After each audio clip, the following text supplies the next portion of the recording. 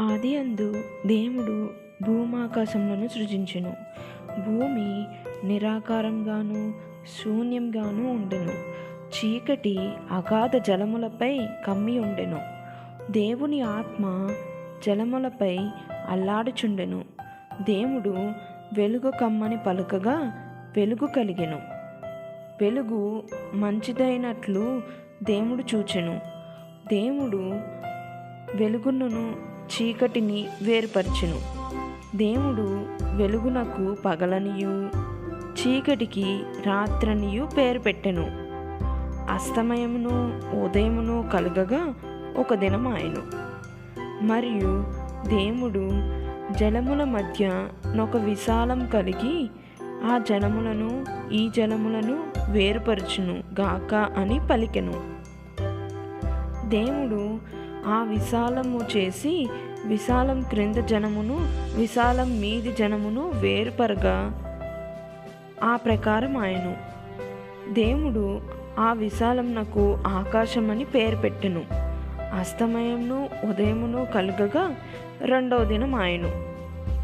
దేవుడు ఆకాశం క్రిందనున్న జలములను ఒక చోటనే కూర్చబడి ఆరిన నేల కనబడును గాక అని పలుకగా ఆ ప్రకారం ఆయను. దేవుడు ఆరిన నేలకు భూమి అని పేరు పెట్టెను. జలరాశికి ఆయన సముద్రములని పేరు పెట్టెను. అది మంచిదని దేవుడు చూచెను. దేవుడు గడ్డిని విత్తమునిచ్చు చెట్టుని భూమి మీద తమ తమ జాతి ప్రకారం తమలో విత్తనములు గల ఫలమిచ్చు ఫలవృక్షములను భూమి మొలిపించును గాక అని పలుకగా ఆ ప్రకారం ఆయను. భూమి గడ్డిని తమ తమ జాతి ప్రకారం విత్తనములిచ్చు చెట్టును తమ తమ జాతి ప్రకారం తమలో విత్తనములు గల ఫలవృక్షములను మొలిపింపగా అది మంచిదని దేవుడు చూచెను. అస్తమయమును ఉదయమును కలుగగా మూడవ దినం ఆయను. దేవుడు పగటికి రాత్రని వేరుపరచినట్లు ఆకాశ విశాలమందు జ్యోతులు కలుగును గాక అనియు అవి సూచనలను కాలములను దిన సంవత్సరములను సూచించుటకే యుండుగాక అనియు భూమి మీద వెలిగించుటకు అవి ఆకాశ విశాలమందు జ్యోతులై యుండుగాక అనియు పలికెను. ఆ ప్రకారం ఆయను.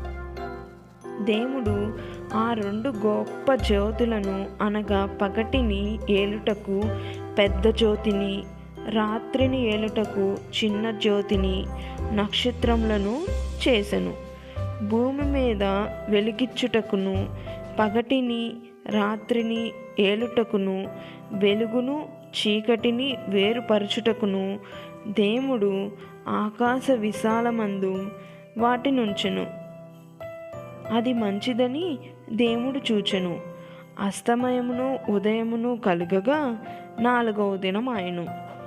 దేవుడు జీవం కలిగి చలించు వాటిని జలములు సమృద్ధిగా పుట్టించును గాక అనియు పక్షులు భూమిపైని ఆకాశ విశాలములో ఎగురును గాక అనియు పలికెను. దేవుడు జలములలో వాటి వాటి జాతి ప్రకారము జలములు సమృద్ధిగా పుట్టించిన మహామత్స్యములను జీవం కలిగి చలించు వాటన్నిటినీ దాని దాని జాతి ప్రకారం రెండు గల ప్రతి పక్షిని సృజించెను. అది మంచిదని దేవుడు చూచెను. దేవుడు మీరు ఫలించి అభివృద్ధి పొంది సముద్ర జలములలో నిండి యుండుడనియు పక్షులు భూమి మీద విస్తరించును గాక అనియు వాటిని ఆశీర్వదించెను. అస్తమయను ఉదయమును కలుగగా ఐదవ దినం ఆయను. దేవుడు వాటి వాటి జాతి ప్రకారం జీవము గల వాటిని అనగా వాటి వాటి జాతి ప్రకారం పశువులను పురుగులను అడవి జంతువులను భూమి పుట్టించుగాక అని పలికెను. ఆ ప్రకారం ఆయను. దేవుడు ఆయా జాతుల ప్రకారం అడవి జంతువులను ఆయా జాతుల ప్రకారము పశువులను ఆయా జాతుల ప్రకారం నేలను ప్రాకు ప్రతి పురుగును చేసెను.